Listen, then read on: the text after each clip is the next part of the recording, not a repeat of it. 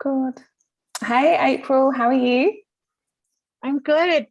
Thank you so much for joining me today. I'm really excited to hear from you about your experiences in the mastermind. And before we get into that, do you want to share a little bit about your background, like what you do and where you're from? Oh, wow. Okay. My name is April Neff. I'm from Topeka, Kansas. I am a lifelong fifth generation Kansan. I am a private practice clinician. I own my own private practice, and I am also a social worker. I've been a lifelong social worker for 12 years. Yeah. And what was it that made you choose the mastermind? Like, I know you went through the accelerator, and then what was it that made you decide to come into the mastermind? I love any program that's backed up with lots of education, and I felt like the steps towards the program were very, very easy to follow in the accelerator. And so I assumed that the program itself would be similar and easy to follow, even with a busy schedule. And I've done tons of programs like this because I really think that having a strong background in marketing is going to be the difference between you and every other clinician. And you had some really good success just from the accelerator, didn't you? Yes, I did. I had tons of success. I got 3 to 5 calls a week from the accelerator. Yeah. And so then moving into the mastermind, you just mentioned you thought it would be really simple and easy laid out. Was that what you found when you came into the mastermind? I actually was, if I can, the most thing that surprised me the most about the mastermind was actually the sense of community you get out of it. The other ladies in the all very different, not another clinician I think in there. Everybody else was involved in a different field but in a similar place in their practice. Yeah. And so that's really what it was impressive to me. Was I was expecting to get an educational kind of experience, and it was very much oriented to pushing each other forward and making sure that wherever you are, somebody else had some information that would help you. Yeah, it was really cool. I really love that you said that, because actually it's one of the things that I promote when people say to me, oh, so is it all physical therapists? Is it all therapists? And I'm like, no, it's not. But that's really powerful that it's not, because the things that you take as a given in your field aren't in theirs. And the things that they do and work consistently, you may never have thought of. So there's a lot of cross-semination because you're all in private practice. You're just different clinicians. So I'm pleased that you found that. Did you have any fears or reservations about coming into the program? I have such a hectic schedule. The only thing that really concerned me is I'm going to be able to be present for it. And I think part of it was the fact that we had weekly meetings and things like that. But I mean, it was after hours and it really worked out for me. But in general, it is chunky investment. It's not as much as what I usually expect, but it is definitely doable with payment plans and stuff like that. So that was the one thing. It was like, it needs to be something that I get something out of. Yeah. And so what were you hoping you'd get out of the mastermind when you joined?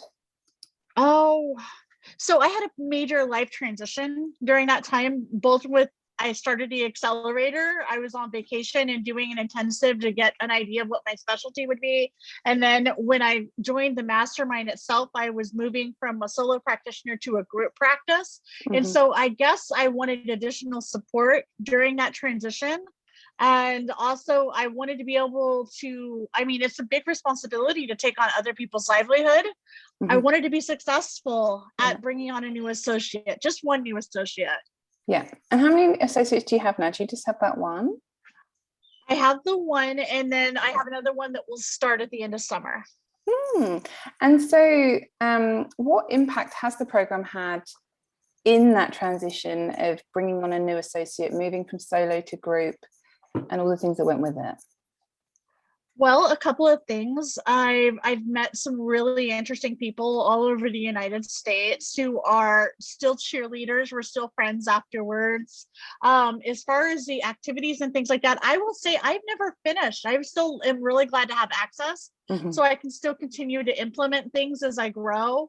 A lot of the stuff that happens when I take on an associate is very time consuming and tedious. Yeah. So I would say that I haven't implemented everything, but with COVID-19 and everything, there's a lot of really great ideas that I can't implement right now. Ironically, the big thing for me was being able to do community building and conferences. That's something that is also grown. So and so that associate, how are they sitting capacity wise? She's slowly rolling forward. It's kind of tough right now. So she's implementing the same things I was doing when I was doing the accelerator, and she's very hesitant about it. So it's almost like we have to sit down and have a meeting, and we have to go through and just do it together so that it gets done, because it's terrifying to get filled, I guess. Yeah. And is it easier with having the mastermind there to say to her, this is exactly what you need to do? So it's a step-by-step plan you can tell her to follow. Yeah, absolutely. I don't exactly know that I would have had everything written down on checklists if it weren't for going through the mastermind and realizing that things like writing a doctor's letter has a process to it. Things like putting together your branding and stuff like that. There's processes to that. Because you're very your natural personality is very outgoing and gregarious, and a lot of the stuff we do in the mastermind you just kind of knew to do anyway. Like, you'd been really successful on your own, and you took the accelerator and ran with it. But I felt like where you would use more of the accelerators as you grew, being able to have a system, because it was so much just intuitive for you. So having a system to share with your associates as they come on, I felt like it would give you something more tangible to use. And the thing that's coming to me now is I remember telling you that I'm practically addicted to marketing. I love learning these kind of things. And then I buy all these systems, but I never use them, Sean. I don't know how to make them happen. So definitely having that accountability every single week where are we at on that? Where are we at on this? And then even though we were doing completely different business plans, we had that in common. We were case building. Yes, you were. What impact would you say the mastermind has had on your family life? Has it made any difference to how much you're home, or how stressed you are with your practice? That's a good question. Well, it's my day off. I don't know if that's the right set. and I'm taking a call. So maybe work-life balance isn't necessarily the best case scenario to talk about. But I would say that it does definitely come across that we're all going through the same kind of struggles as far as maintaining boundaries and work-life balance. So it's nice to have a community that you're not already entrenched into. You're not already, when I say community, I think like localized community that you talk about different things when you're in different places. And I think that being able to normalize that, being able to, in the community itself, just give each other a heads up that this is hard for everybody. Yeah, just normalize that stuff. What would you say to someone who's considering joining the mastermind? Oh, do it. Let's see. If you're thinking about doing this, you're probably in the right headspace to get started. If you are on the fence about it cost effectively, they address that. Yeah. And if you are thinking that you're probably not ready, when will you be? Yeah. When will you be ready to grow? Yeah, that's a good question. What's been your biggest takeaway from the mastermind? Those impossible dreams really can happen. I know I'm not there yet, but setting those goals and making them numerical and making them see what's the difference in what you're doing versus what you could be doing versus what you need to be doing. It really helps to plan that out with dollars attached. Yeah. I'm really glad that you said that, because I think that is one of the biggest things I would hope for you all to take away from the program, is that whether it's in a year or 2 or 5, like whatever it is you're dreaming of, we can bring to reality. And you would be surprised how many things you do as a business owner, and then you find out that you can systemize it and you can sell that to somebody else. I think that's what I kept telling people over and over again. I was like, oh, you wrap that up in a package and you make that a side hustle. You know what I mean? Set that on your website because somebody else is struggling with that and you figured out how to make it work. Totally. So what was your favorite thing about working with me? Oh, Sean, you're such a sweetheart. Oh gosh. Yes. Oh, that sounds so selfish. I was going to say, you really understood what I was needing in that time space and in that period. You sent me books, which to me is a way to say I love you. That's like my love language is books. Yeah. I don't know if I should tell you that because that then other people will be like, oh no, she's your favorite. No, I said, you're fine. I said, no, you seem to understand the space that we were in and be able to kind of pick through not the emotional things that we're going through, but what are the things we need to let go of to move forward as a business person. And all of your recommendations are great. I just have the hardest time implementing them. But even I say to everybody, whatever you need to get from the program, you will get from the program in that time. And that's why I give you lifetime access, because when you feel called to come back to it, it's because there's something else that you're ready to take from it. So when I do these interviews, people are like, I've only done like 60%. It's like, it's fine, because whatever you needed in that time, I'm so glad. That's what I was going to say. I am so glad for that because like there's so many really great ideas for community building, which is where I think leveling up is really going to be in the next 5 years.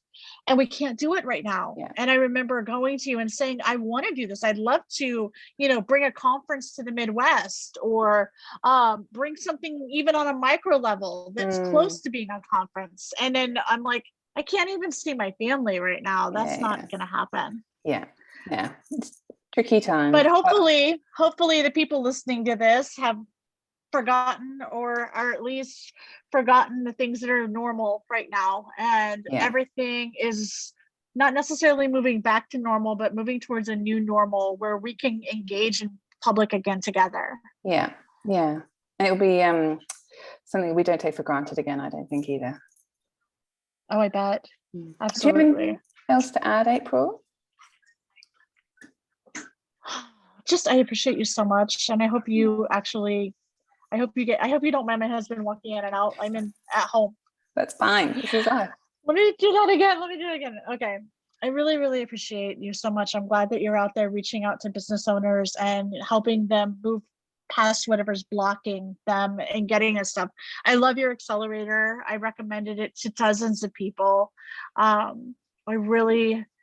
really hope that there are more books in your future that you're going to put out there so that other people can hear your message if they're not in the right space to start the accelerator or the mastermind itself. But yes, I hope the best for you. And I hope that you continue to grow and help other people grow because they don't know how.